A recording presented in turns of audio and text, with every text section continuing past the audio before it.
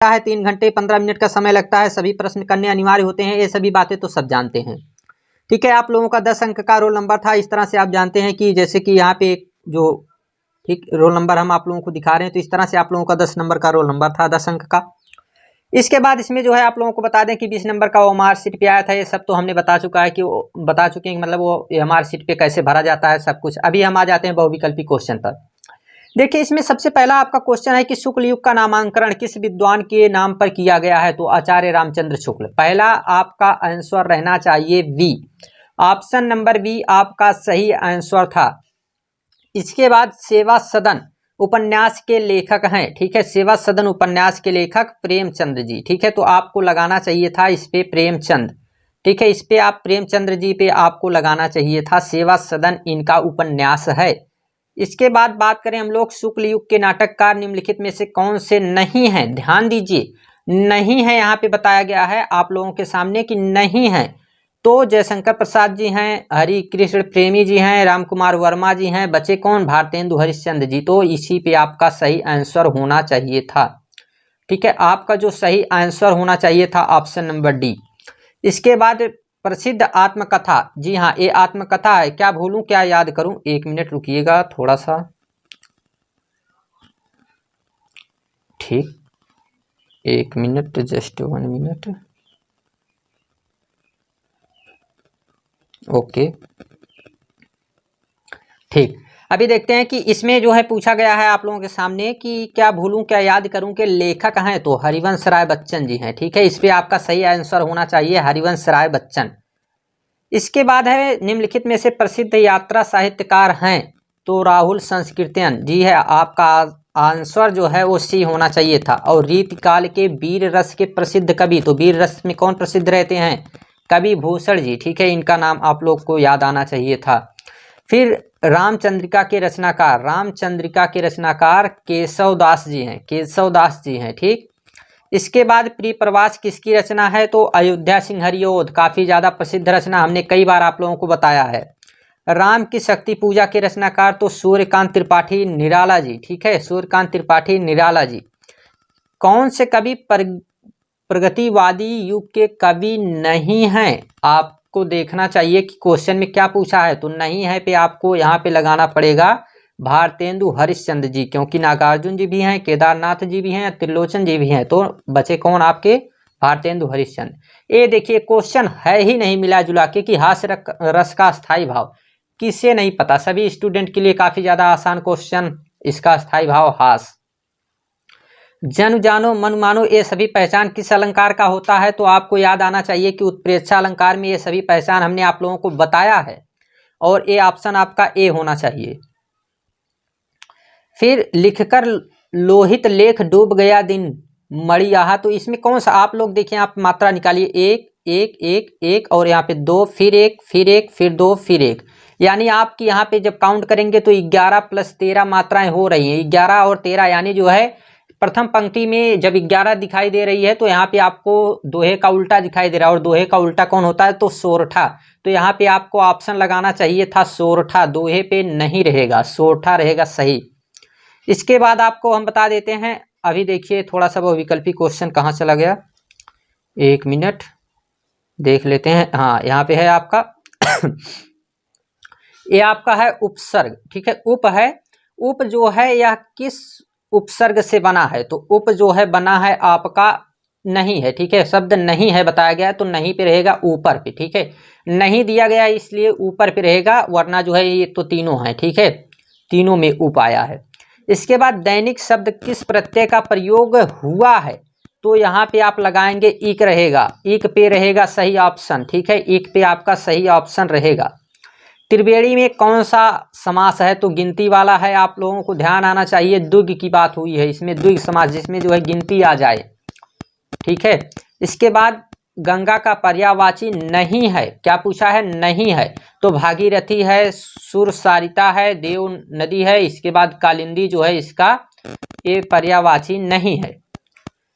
इत्यादि का सही संधि विच्छेद है, तो यहाँ पे आपका जो ऑप्शन होना चाहिए, ठीक है, इत्यादि में आपका जो ऑप्शन होना चाहिए इति धन आदि होना चाहिए। ठीक है, इत्य आदि नहीं होना चाहिए, इति धन आदि होना चाहिए।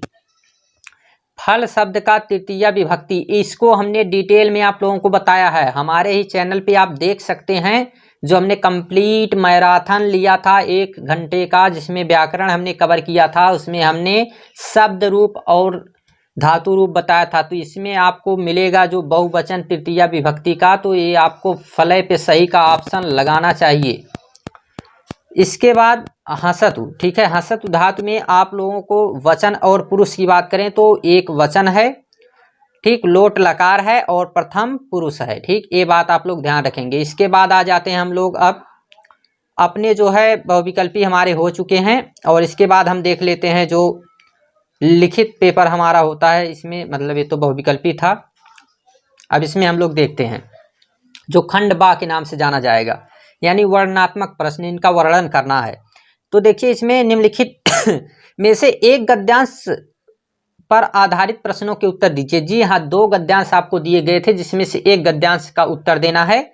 अब देखिए पहचान क्या थी, विश्वास पात्र मित्र, मिला ना मित्र, बस इतने से तो आपको पहचान में आ जाना चाहिए था कि एक कौन से पाठ का है, तो मित्रता पाठ का है। मित्रता का है, कौन लिखा है, आचार्य रामचंद्र शुक्ल, ठीक है। ये आप लोगों का संदर्भ यहीं से हो गया था कि प्रस्तुत गद्यांश हमारी पाठ्य पुस्तक हिंदी गद्य में संकलित मित्रता नामक पाठ से लिया गया है, जिसके रचनाकार या लेखककार कौन है, तो आचार्य रामचंद्र शुक्ल हैं। इस तरह से आपको लिख देना चाहिए था। और साथ साथ जो है यहाँ पे संदर्भ लिखने के बाद अब आपको इसकी व्याख्या करनी चाहिए थी। व्याख्या कैसे आपको करना था कि जो है बस इसी को थोड़ा सा अपने शब्दों में बदल देना चाहिए था कि जिसे ऐसा मित्र मिल जाए उसे समझना चाहिए कि खजाना मिल गया। तो आपको कहना चाहिए कि अच्छे मित्र के मिलने से हमारे जीवन में जैसे खजाने की प्राप्ति हो जाती है, धन की प्राप्ति हो जाती है, उसी तरह से जो है अच्छे मित्र के मिलने से समझ लीजिए कि हमारे जीवन में धन की प्राप्ति हो गई है। बस इसी तरह से बदल देना चाहिए कि विश्वास पात्र मित्र जो है एक दवा के समान, औषधि के समान होता है, जो हर एक समय हमको जो है संकट में आने पर हमको जो है बचाता है, ठीक है। तो इस तरह से आपको लिख देना चाहिए था, काफी आसान अपने शब्दों में ही तो केवल बनाना था। तो इसमें देखिए पूछा गया है कि लेखक विश्वास पात्र मित्र की तुलना किससे करता है, तो औषधि से करता है, ठीक। फिर ये देखिए दूसरी बात जो इस संबंध में विचारणी है, किस पाठ से लिया गया, तो यहाँ पे देखिए संस्कृति दे रहा है, सामूहिक चेतना दे रहा है। तो आपको एक बात समझ में आनी चाहिए थी यहाँ से कि जो है किस पाठ से लिया गया है, तो भारतीय संस्कृति से लिया गया है। जी हाँ, ये लिया गया है आपका भारतीय संस्कृति से। लेकिन यदि आपने ऊपर वाला कर लिया है तो इसको करने की जरूरत नहीं थी, क्योंकि अथवा दिया गया है। लेकिन यदि आपने इसे किया तो भारतीय संस्कृति की थी, और लिखे कौन है, तो राजेंद्र प्रसाद, डॉक्टर राजेंद्र प्रसाद ने इसे लिखा है। तो इसे भी आप लोग जो है यहाँ से कर सकते थे, इसका भी संदर्भ सेम उसी तरह से रहेगा। और यहाँ पे आपको लिखना चाहिए था कि जनसाधारण का हृदय किन बातों से आंदोलित हो उठा, तो क्योंकि जो है उनको वह शताब्दियों से प्रभावित हो चुके थे, यानी बहुत समय पहले से वो प्रभावित हो चुके थे, और जो है जो ही शताब्दियों से वो प्रभावित हो चुके थे, तो इस बात को जो है जितने भी साधारण लोग थे उनका हृदय जो है आंदोलित हो उठा। बस सिंपल सी भाषा में आपको लिखना था, कोई हवाई बातें थोड़ी यहाँ पे लिखनी थी। इसके बाद जो है आप लोगों के सामने आता है जो 6 नंबर का ये भी है कि एक गद्यांश और सभी प्रश्नों का उत्तर दीजिए, यानी ऊधव मन न भय 10-20।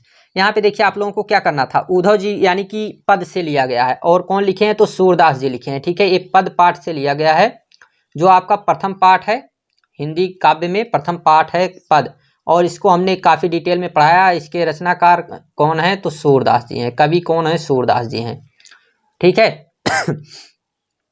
और इसका अर्थ तो सब कुछ हमने बता दिया आप लोगों को, काफ़ी बढ़िया से बता दिया है कि उनके पास कोई 10-20 मन नहीं है, ठीक है। गोपिकाएं कहती है हमारे पास 10-20 मन नहीं है, एक ही था जो श्री कृष्ण के पास चला गया है। तो ये सभी बातें जो है हम यहाँ पे व्याख्या नहीं बताएंगे, वहाँ पे जो है आप लोग देख सकते थे। वहाँ पे अभी जो है हम आपको बता देंगे कहाँ कहाँ से आया है, तो आप लोगों को शॉर्ट वीडियो के रूप में मिल जाएगा कि जो हमने पढ़ाया है वहीं से जो है जितना चीज़ आया तो हम आपको सामने दिखा देंगे, ठीक।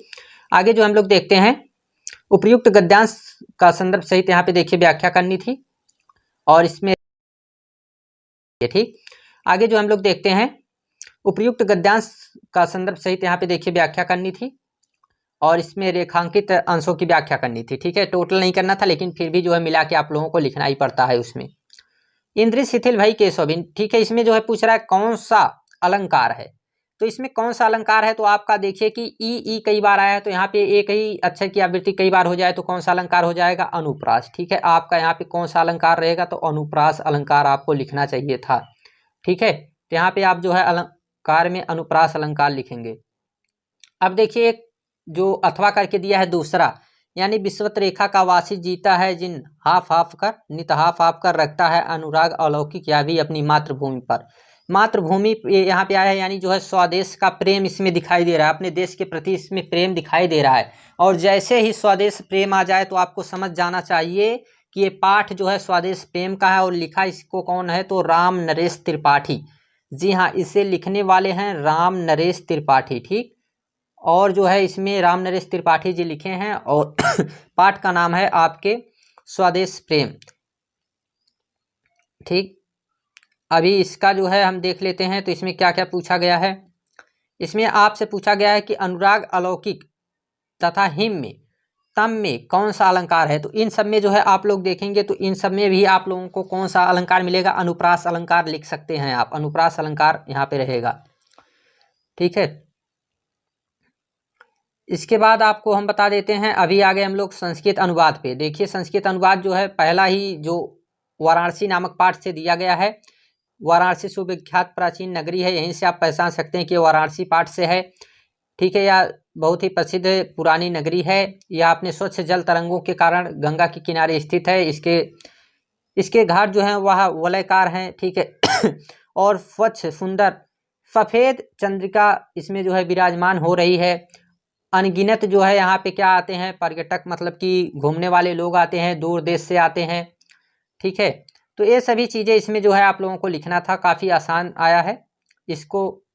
इसके बाद अब बात कर लेते हैं हम लोग कि देखिए इसी में अथवा करके आप लोगों के सामने दिया था कि मानव जीवन से संस्करण संस्कृति, ये तो किस में से आया है, तो आपका जो आया है ये आपका, हम बात करें तो ये तो अभी उसी में से है, मतलब कि अथवा करके दिया है। एक मिनट लिखिए, थोड़ा सा देखते हैं, अथवा करके दिया है या फिर, हाँ ठीक, तो ये भारतीय संस्कृति से आपका आया है। ठीक, इसको आप लिख सकते हैं ये भारतीय संस्कृति से था। इसके बाद जो है हम देखते हैं कि किसी एक संदर्भ का हिंदी में अनुवाद कीजिए। तो आवदो दूरगामी किससे है, तो प्रबुद्धो ग्रामीणा से है। ठीक है, प्रबुद्धो ग्रामीणा नामक पाठ से, जिसमें एक बुद्धिमान गांव वाला रहता है, शहर वाले का जो है काफ़ी मजाक करता है उससे, और जो है देखिए क्वेश्चन पूछता है कि आपदो दूरगामी, यानी बिना पैर के जो है दूर तक जाने वाला। ठीक है, अक्षरों से युक्त होते हुए भी वह क्या है ना, मतलब अक्षरों से युक्त होते हुए भी वह पंडित नहीं है। ठीक है, मुख ना होते हुए भी वह अस्पष्ट बोलता है, और सब कुछ ना जानते हुए भी, सब कुछ जानते हुए भी वो जानकर वो क्या है कि पंडित है। तो इस तरह से उसमें जो है क्वेश्चन पूछा जाता है, और क्वेश्चन पूछता है शहर वाले व्यक्ति से, जो शहरी व्यक्ति है। तो उस पाठ से लिया गया है। और इसके बाद आपका है मानव हित्वा प्रियो भवति। ठीक है, तो किस पाठ से, जीवन सूत्राणी पाठ से लिया गया है। इसमें भी आपको संदर्भ लिखना था, और जो है इसका व्याख्या यानी अनुवाद करना था। इसके बाद जो हम लोग देख लेते हैं कि आखिर जो है एक ही खंड काव्य लिखना होता है। तो ये देखिए मुक्ति काव्य आपका है नहीं।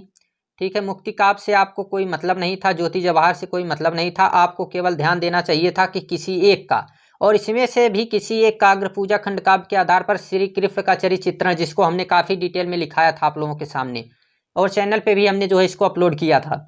तो काफ़ी आसान है, इसे आप लोगों को लिख देना चाहिए था, जो कि 3 नंबर का, शायद 3 नंबर का रहता है। ठीक है, तो इसको 3 नंबर आप लोगों को यहाँ से मिल सकता था। इसके बाद आ जाते हैं हम लोग जीवन परिचय की बात करें तो आचार्य रामचंद्र शुक्ल, जयशंकर प्रसाद, राजेंद्र प्रसाद, ये तीनों को हमने काफ़ी अच्छे से बताया था कि ये 3 जरूर आएंगे। तो इसमें से आए भी हैं, और तीनों आ गए हैं, कोई एक नहीं, तीनों आ चुके हैं। तो इनमें से आप किसी का भी लिख सकते हैं, सबके बारे में आप लोग जानते हैं, और आसानी से जिसका बढ़िया से याद रहा होगा आप लोगों ने लिखा होगा। इसके बाद किसी एक कवि का जीवन परिचय, तो इसमें भी आप लोग जो है महाकवि सूरदास के बारे में तो आप लोग जानते हैं कि प्रथम पाठ था, तो यहाँ से आना था। फिर बिहारी लाल, ये भी हमने आपको बताया था, महादेवी वर्मा, इन तीनों को हमने बताया था, लेकिन इनको हमने नहीं बताया था श्याम नारायण पांडे को, लेकिन ये भी दिए गए हैं। तो ठीक है, फिर भी 3 में से आप एक को तो लिख ही सकते थे। अब देखिए यहाँ पे आप लोगों के सामने क्वेश्चन है संस्कृत का, कि जो है 2 प्रश्नों का केवल उत्तर देना है कि कुत्र मरणम मंगलम भवति, तो वाराणसी में मरना मंगल होता है। और पुरुकेन सा युद्धम अकरोत, तो यहाँ पे अलछेंद्रा के साथ जो है युद्ध करता है। तो ये 2 क्वेश्चन आप लिख सकते थे। कोई और एक आप आसान चाहें तो ये भी लिख सकते थे कि ज्ञान कुत्र संभवति, तो सर्वत्र यानी सब जगह जो है संभव होता है। तो ये था आपका जो है पूरा क्वेश्चन, यानी जो डिटेल में हमने जो है मतलब इसको देख लिया। आप लोग जो है 100 नंबर का मतलब कि 70 नंबर का था, इसमें से आप लोगों को 20 नंबर तो बहुविकल्पी से ही आया हुआ था। बाकी आप लोग लिख सकते थे जो है जो 50 नंबर का दिया गया था।